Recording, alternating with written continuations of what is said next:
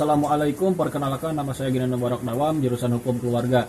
Di sini saya akan memaparkan beberapa materi terkait mata kuliah Politik Hukum Islam. Berikut ialah uraian isi materi, konsep dasar politik hukum, definisi Belanda rechtspolitik atau dalam kurung rechtspolitik, politik beleid, polisi atau kebijakan-kebijakan penetapan suatu hukum. Selanjutnya kebijakan atau rangkaian konsep asas garis besar dasar rencana. Selanjutnya Tengku Muhammad Radi menyatakan bahwa kebijakan penyelenggaraan negara mendasar arah bentuk isi hukum. Padmo Wahyono menyatakan bahwa ius constituendum, artinya politik hukum ini digambarkan sebagai harapan atau cita-cita sebuah hukum yang ideal. Tirto Laharja menyatakan menentukan pilihan, tujuan, dan cara-cara tujuan hukum. LG Van Apeldoorn menyatakan bahwa sebuah aktivitas menetapkan tujuan dan isi peraturan perundang-undangan hukum merupakan produk dari aktivitas politik. Keduanya memiliki hubungan dan relasi yang sangat erat, tidak bisa dipisahkan antara satu dengan yang lainnya. Hukum tanpa politik, kelaliman, politik tanpa hukum lemah, atau bahkan sebaliknya. Suryono Sukanto menyatakan bahwa memilih nilai-nilai dan menerapkan nilai-nilai bagaimana menentukan sebuah nilai. Tujuan hukum itu agar dapat diterapkan dan tersampai daripada tujuan hukum tersebut. Kemiripan dengan pendapat Wahyono, menurut asumsi yang disebut dengan politik hukum itu merupakan aktivitas penetapan sebuah hukum. Di dalamnya membahas mengenai konsep asas dasar rencana serta tujuan hukum itu sendiri. Politik hukum itu melibatkan orang banyak, tidak hanya bisa dibuat oleh satu atau dua orang saja, melibatkan lembaga-lembaga dan perahan pihak yang berkepentingan kewenangan lebih dalam di bidang itu. Maka dalam undang-undang disebutkan bahwa beberapa lembaga yang memang memiliki kewenangan dalam pembuatan hukum. Yang paling dominan salah satunya adalah bidang legislatif dan bersama-sama dengan eksekutif. Tidak bisa hanya legislatif saja ataupun eksekutif saja, itu yang harus terjadi sinergitas yang baik supaya bisa terjadi hanya aktivitas politik hukum, dan di situ terjadi pembahasan mengenai apa yang menjadi rencana, kerangka dasar, dan konsep serta tujuan dari penetapan sebuah hukum agar terciptanya hukum yang ideal sebagaimana disampaikan oleh Padmo Wahyono, ialah ius constituendum tersebut. Di situ juga terdapat aktivitas memilih nilai-nilai apa yang diterapkan ke dalam nilai yang nantinya akan menjadi sebuah tujuan tertentu. Politik hukum adalah aktivitas penyusunan peraturan perundang-undangan politik, ya. Yang selanjutnya adalah ruang lingkup. Ruang lingkup nilai-nilai dan aspirasi ini, aktivitas politik hukum ini tidak bisa dipisahkan oleh satu lembaga saja atau satu orang saja, maka harus melibatkan para pihak yang berkepentingan dan berwenang. Aspirasi dan nilai-nilai yang berkembang di masyarakat harus diangkat dalam penyusunan ataupun kegiatan politik hukum tersebut. Yang selanjutnya perdebatan dan perumusan nilai-nilai dan aspirasi berhubungan nilai-nilai ini sangat banyak. Itu butuh perumusan yang sangat matang dan bagaimana mencampurkan aspirasi yang berbeda-beda ini bisa relevan dan sinergi supaya dapat terwujud satu aspirasi yang memang mewakili dari aspirasi-aspirasi yang lain. Maka disinilah dibutuhkan perumusan bersama-sama penyelenggaraan negara yang merumuskan dan menetapkan politik hukum. Yang selanjutnya adalah aktivitas politik hukum ini tidak bisa dilakukan oleh orang-orang tidak berwenang atau lembaga yang tidak memiliki kewenangan. Maka ini dilakukan oleh penyelenggara negara yang memiliki kewenangan dalam merumuskan hukum. Salah satunya legislatif dan eksekutif. Yang selanjutnya peraturan perundang-undangan. Yang selanjutnya juga ada faktor-faktor politik hukum. Selanjutnya juga adalah pelaksanaan politik hukum. Batasan politik hukum. Yang pertama, ruang gerak politik hukum suatu negara jadi hanya seputar itu saja. Jadi politik hukum dalam sebuah negara, bagaimana penyusunan politik hukum di negara tersebut tergantung tingkat hukumnya, melibatkan kultur yang sangat kreatif ketimbang kultur hukum dalam suatu negara. Selanjutnya politik hukum kekuasaan dan warga masyarakat disebut dengan aspirasi. Dalam setiap politik hukum harus mencerminkan aspirasi daripada aspirasi dan keinginan masyarakat atau orang yang nantinya akan tertimpa dalam menetapkan hukum dan akan kenal dalam penetapan hukum tersebut. Selanjutnya ialah lembaga-lembaga yang berwenang. Hubungan politik dengan ilmu yang lainnya. Pertama, ilmu hukum, bahwa harus jelas dan paham bagaimana cara menyusun peraturan perundang-undangan. Paham akan juga sebagai objek subjek dari hukum itu, serta paham dalam hukum juga.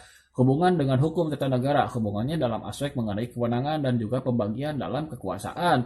Lembaga manakah yang memiliki kewenangan untuk terlibat aktif dalam perumusan politik hukum tersebut. Selanjutnya hubungan dengan hukum administrasi negara. Yang selanjutnya juga ada hubungan dengan ilmu politik, aspek yaitu pengetahuan ilmu politik itu seperti apa. hubungan dengan ilmu ekonomi kesejahteraan daripada eksis yang ditimbulkan daripada aktivitas hukum itu sendiri. Salah satunya harus mewujudkan kesejahteraan umum. Apa itu politik hukum? Apa itu pengetahuan atau ilmu? Pengetahuan.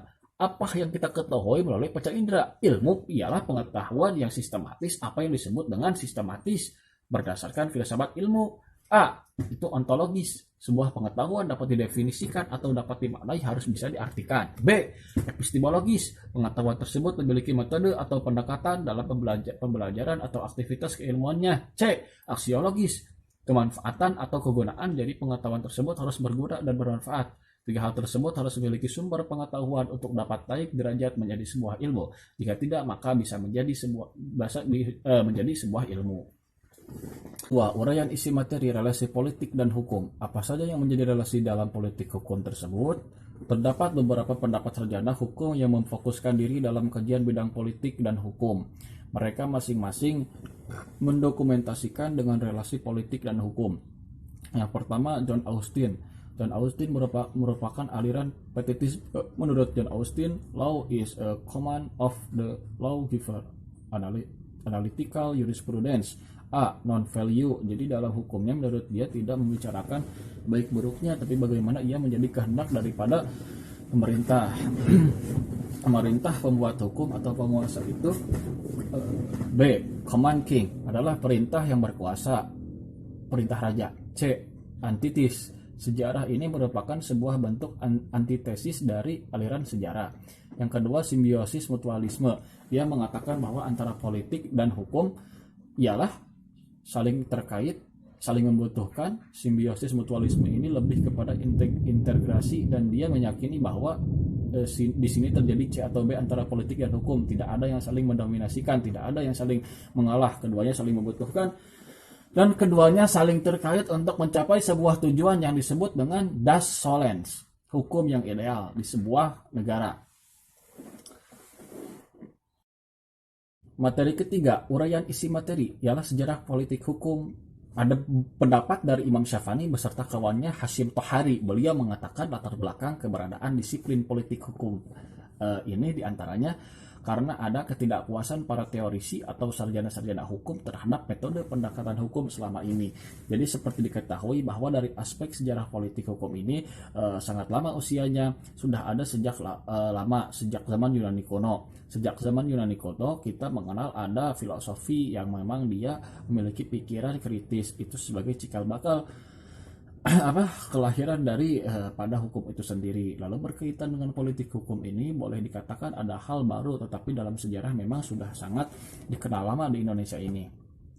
Berkaitan dengan politik hukum ini, kemudian ada analisis cukup menarik dari Sucipto Raharjo bahwa ia menjelaskan pada abad ke-19 Eropa dan Amerika individu itu merupakan tempat pengaturan hukum, dan bidang hukum yang sangat berkembang adalah hukum terbatas meliputi hak kebendaan, perbuatan dalam hukum ataupun yang lainnya. Pada masa itu keahlian hukum dikaitkan keterampilan teknis atau keahlian tukang. Jadi orang merasa bahwa dengan cara memperlakukan hukum seperti itu, menganggap hukum di atas, jadi dirasa cukup hukum sebagai yang independen dan otonom. Itu menjadi salah satu latar belakang mengapa politik hukum itu ada. Kemudian kita masuk kepada sejarah dan perkembangan politik hukum itu sendiri. Yang pertama, jadi untuk sejarah politik hukum itu sendiri terbagi menjadi dua. Ada sejarah politik hukum secara implisit, salah satu pencetusnya ada VA. Kedua, kemudian ada generasi baru, Utrecht tahun 1961, Bellefontaine tahun 1953, The Rechtspolitik Ius Constitutionen, Uju Ius Constituendum, Lemaier 52, Supomo tahun 47, soal politik hukum dalam pembangunan negara Indonesia. Kemudian yang disebutkan di atas itu dikategorikan politik hukum secara eksplisit seiring dengan perkembangan zaman. Dinamika di masyarakat ini yang cenderung pasak, maka hukum harus mengimbangi dan mengikuti dinamisasi. Ketika tidak bisa melakukan itu, maka akan terjadi kejomplangan atau ketinggalan pada aspek hukum itu sendiri. Materi keempat, uraian isi materi politik hukum Islam. Menurut Ibnu Taimiyah, siyasah syar'iyyah fi islah ra'i wa ra'iyah. Ibnu Taimiyah ini merupakan seorang ulama karismatik yang memang dia banyak memfokuskan dalam kajian siyasah syar'iyyah dan banyak buku-buku yang dikarang oleh beliau. Menurut Ibnu Taimiyah, sebetulnya dalam istilah politik hukum Islam itu disebut dengan siyasah syar'iyyah atau politik hukum Islam. Siyasah syar'iyyah merupakan aplikasi daripada al-maslahah al-mursalah, pengaturan non syara. Selain itu mengatur tentang kesejahteraan manusia dalam hukum yang ketentuan-ketentuannya tidak termuat dalam syara. Kemudian sebagian ulama mendefinisikan bahwa politik hukum Islam sebagai perluasan peran penguasa untuk merealisasikan kemaslahatan manusia itu sendiri, sepanjang hal tersebut tidak bertentangan dengan dasar-dasar agama. Dalam politik hukum Islam itu terdapat integrasi politik dan hukum. Jadi berpandangan bahwa antara politik dan hukum itu tidak bisa dipisahkan, diibaratkan sebuah mata koin yang saling berkesinambungan, saling menguatkan dan saling membutuhkan antara satu dengan yang lain. Kurang lebih ada 4 pemikiran dalam pandangan Ibnu Taimiyah, yaitu pertama, kosmopolitanisme yang mengatakan bahwa Islam sebagai kebenaran haruslah menjadi kebaikan bagi seluruh alam, rahmatan lil alamin. Yang kedua, doktrin kekhilafahan, arti perbuatan syirik, khurafat, bid'ah, pengkultusan seseorang dan lain-lain. B, pemimpin tidak harus Quraisy. 3, konstitusi negara. Yang keempat, kepemimpinan prinsip hukum Islam, Juhaya S. Praja. Jadi menurut beliau dalam bukunya ada beberapa prinsip hukum Islam. Pertama, tauhid. Kedua, keadilan. 3, amar ma'ruf nahi mungkar. 4, kebebasan atau kemerdekaan. 5, persamaan atau egalit. 6, at-ta'awun. 7, toleransi. Asas hukum Islam menurut Hasbi As-Sidqi di dalam bukunya: 1, asas nafiyatul haraji. 2, asas qillatul taklif. 3, asas tadarruj. 4, asas kemuslihatan manusia. 5, asas keadilan. 6, asas estetika. 7, asas urf. 8, asas syara menjadi dzatiyah Islam.